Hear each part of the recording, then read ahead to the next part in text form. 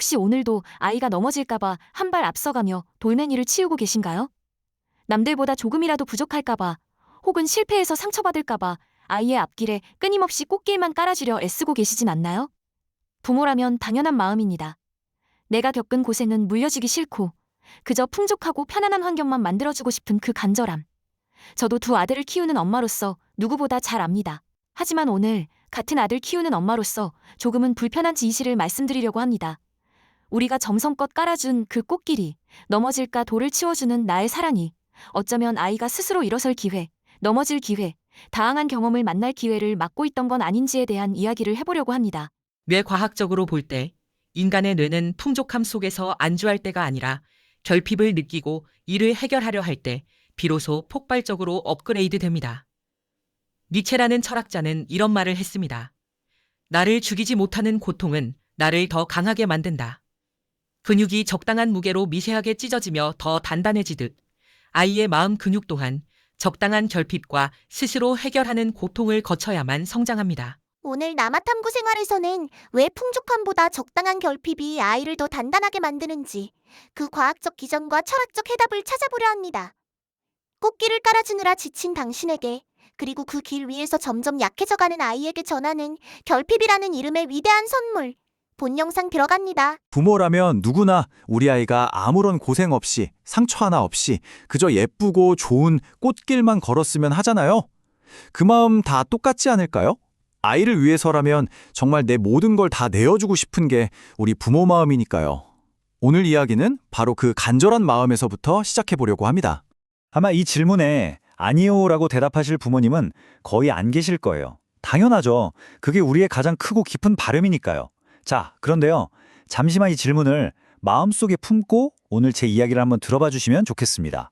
바로 여기서 오늘의 핵심, 그 역설적인 질문이 나옵니다. 우리가 그렇게나 애써서 치워주고 싶어 했던 그 길 위의 돌부리들이여, 사실은 우리 아이를 누구보다 단단하게 만들어주는 가장 중요한 재료였다면 어떨까요?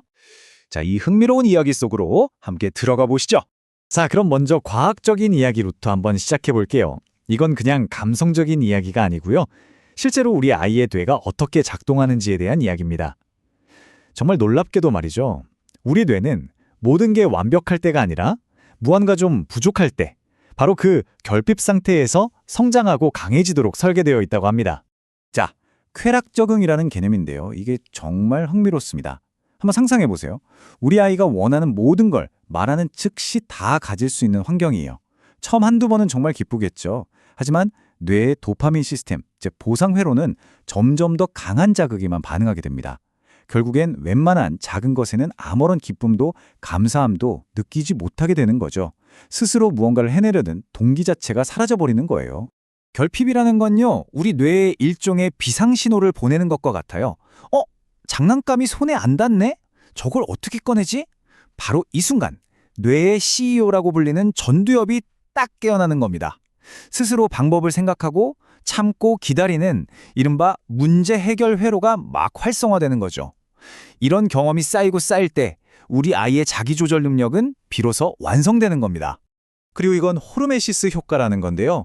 말이 좀 어려워 보일 수 있는데 아주 쉬워요. 일종의 심리적인 백신이라고 생각하시면 됩니다.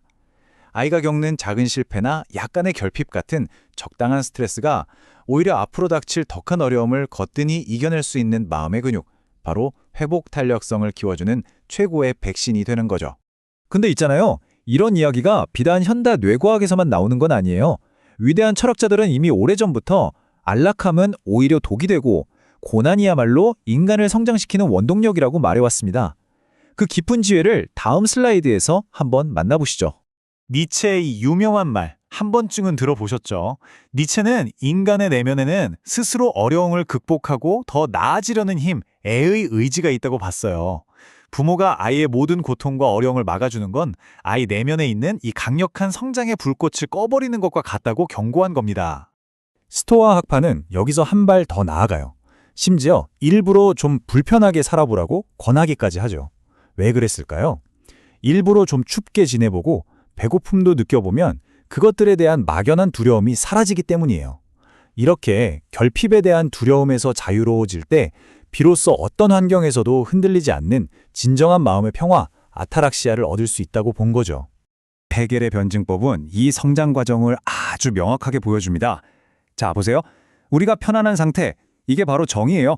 그런데 여기에 반, 즉 어떤 결핍이나 갈등이 딱 나타나는 거죠. 그럼 어떻게 될까요?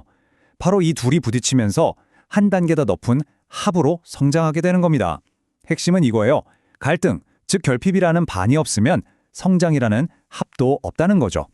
자, 이렇게 과학과 철학이 결핍의 중요성을 말하고 있는데 요즘 현실은 어떤가요? 바로 재설기 부모라는 말이 있죠.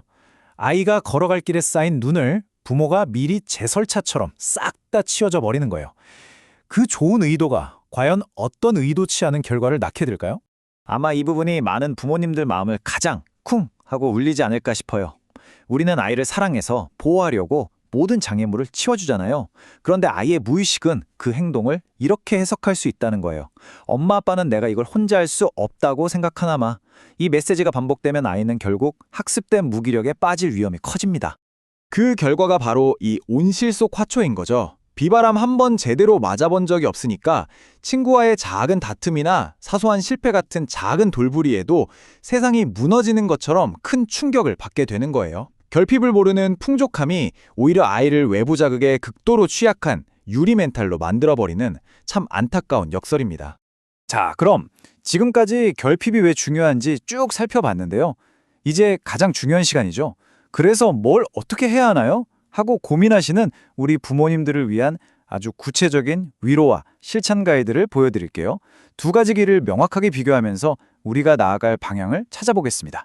이 표 하나가 모든 걸 요약해줍니다. 꽃길만 걷게 하는 양육은요, 결국 뇌의 성장을 더디게 하고 스스로 해낸 경험이 없으니 자존감은 낮아지고 수동적인 태도를 갖게 해서 결국 깨지기 쉬운 아이로 만들 수 있어요. 반면에 적절한 결핍이 있는 성장기는 뇌를 활성화시키고 수많은 극복 경험을 통해 난 할 수 있다는 자기 효능감을 높여주죠. 주도적인 태도를 길러서 어떤 충격에도 깨지는 게 아니라 오히려 그 충격을 딛고 더 단단해지는 아이. 이게 바로 안티프레자일한 아이입니다. 이 그림 한 장이 모든 걸 보여주는 것 같아요. 우리는 우리 아이가 어떤 모습이길 바라시나요? 예쁘지만 작은 비바람에도 꺾여버리는 온실 속 화초일까요? 아니면 척박한 땅에서도 꿋꿋하게 피어나는 저 강인한 들꽃일까요? 아이의 실패를 막아주느라, 아이의 짜증을 다 받아주느라 정말 지치셨죠? 제가 부모님들께 이 말씀은 꼭 드리고 싶었어요. 결핍을 허용하는 건 아이를 힘들게 하려는 게 절대 아닙니다. 오히려 세상을 살아갈 가장 강력한 도구들, 즉 문제 해결 능력, 회복 탄력성, 자기 조절 능력이라는 이 멋진 도구들을 아이 손에 직접 쥐어주는 가장 현명하고 깊은 사랑의 표현인 거예요. 그러니까 이제부터는 아이가 뭔가 부족하다고 칭얼댈 때 혹은 작은 일에 넘어져서 속상해할 때 너무 조급해하거나 불안해하지 않으셨으면 좋겠어요. 어쩌면 바로 지금이 우리 아이가 인생에서 가장 중요한 도구를 얻고 있는 순간일지도 모르니까요. 오늘 우리 아이의 성장을 위해 어떤 멋진 도구를 선물해 보시겠어요? 들어주셔서 감사합니다.